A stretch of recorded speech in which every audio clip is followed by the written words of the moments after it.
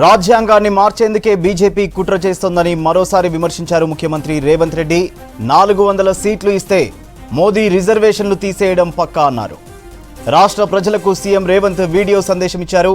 మళ్లీ బీజేపీ పవర్లోకి వస్తే రిజర్వేషన్లు రద్దవుతాయన్నారు రేవంత్. ఈ ఎన్నికలు ప్రజాస్వామ్యాన్ని రక్షించుకోవడానికి జరుగుతున్నాయని చెప్పారు.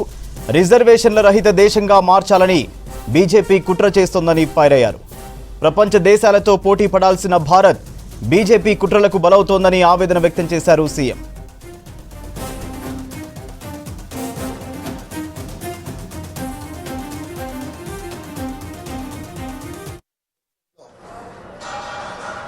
దళితులు, గిరిజనులు, ఆదివాసీలు, బలహీన వర్గాలు, మైనార్టీలను దృష్టిలో పెట్టుకొని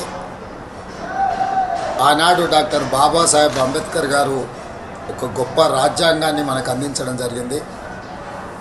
ఈ రాజ్యాంగం ద్వారా సంక్రమించిన ఎస్సీ, ఎస్టీ, బీసీ, మైనారిటీ రిజర్వేషన్లు విద్యా, ఉద్యోగ, ఉపాధి అవకాశాలలో వాళ్ళ అభ్యున్నతి కోసం కృషి చేస్తూ ఈనాడు వీళ్ళందరూ కూడా డాక్టర్లు, లాయర్లు, ఇంజనీర్లుగా, ఐఏఎస్, ఐపీఎస్లుగా రాణించి ఈ దేశం యొక్క ప్రగతిలో వాళ్ళు భాగస్వాములుగా ఉన్నారు.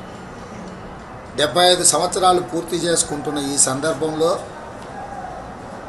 ప్రజాస్వామ్యాన్ని పరిరక్షించి ప్రజాస్వామ్యాన్ని మరింత బలోపేతం చేసి ప్రగతి వైపు దూసుకెళ్ళి ప్రపంచ దేశాలతో పోటీ పడాల్సిన భారత్ ఈరోజు భారతీయ జనతా పార్టీ కుట్రలకు బలవుతున్నది. ఈరోజు భారతీయ జనతా పార్టీ దేశంలో 400 సీట్లు సాధించడం ద్వారా రాజ్యాంగాన్ని మార్చాలనే కుట్ర చేస్తున్నది. ఒకవేళ అధికారంలోకి వస్తే ఎస్సీ, ఎస్టీ, బీసీ, మైనారిటీల రిజర్వేషన్లు రద్దు చేసి రిజర్వేషన్ల రహిత సమాజంగా ఈ దేశాన్ని మార్చాలనే ప్రయత్నం చేస్తుంది. అందుకే 4 కోట్ల తెలంగాణ ప్రజలకు నేను విజ్ఞప్తి చేస్తున్నా. 17 సార్లు జరిగిన ఎన్నికలు వేరు, 18 లోక్సభ ఎన్నికలు వేరు. ఈ ఎన్నికలు మన ప్రజాస్వామ్యాన్ని రక్షించుకోవడానికి, మన రాజ్యాంగాన్ని కాపాడుకోవడానికి, ఎస్సీ, ఎస్టీ, బీసీ, మైనారిటీ రిజర్వేషన్లను కొనసాగించడానికి ఈరోజు ప్రజలు తీర్పు ఇవ్వాలి. ఈ తీర్పులో ఏమాత్రం ఎమరపాటుగా ఉన్నా కూడా దేశం తీరని నష్టాన్ని ఎదుర్కోబోతుంది.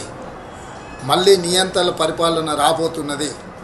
అందుకే తెలంగాణ సమాజం అందరూ కలిసికట్టుగా కాంగ్రెస్ పార్టీకి, శ్రీమతి సోనియా గాంధీ, శ్రీ మల్లికార్జున్ ఖర్గే గారు, శ్రీ రాహుల్ గాంధీ గారి నేతృత్వంలో ఎన్నికల బరిలో దిగిన ఇండియా కూటమిని గెలిపించడం ద్వారా ఎస్సీ, ఎస్టీ, బీసీ, మైనారిటీ రిజర్వేషన్లను కాపాడుకోవడం, మన రాజ్యాంగ స్ఫూర్తిని, డాక్టర్ బాబాసాహెబ్ అంబేద్కర్ గారు ఇచ్చిన ఆలోచన విధానాన్ని ముందుకు తీసుకెళ్ళాలి.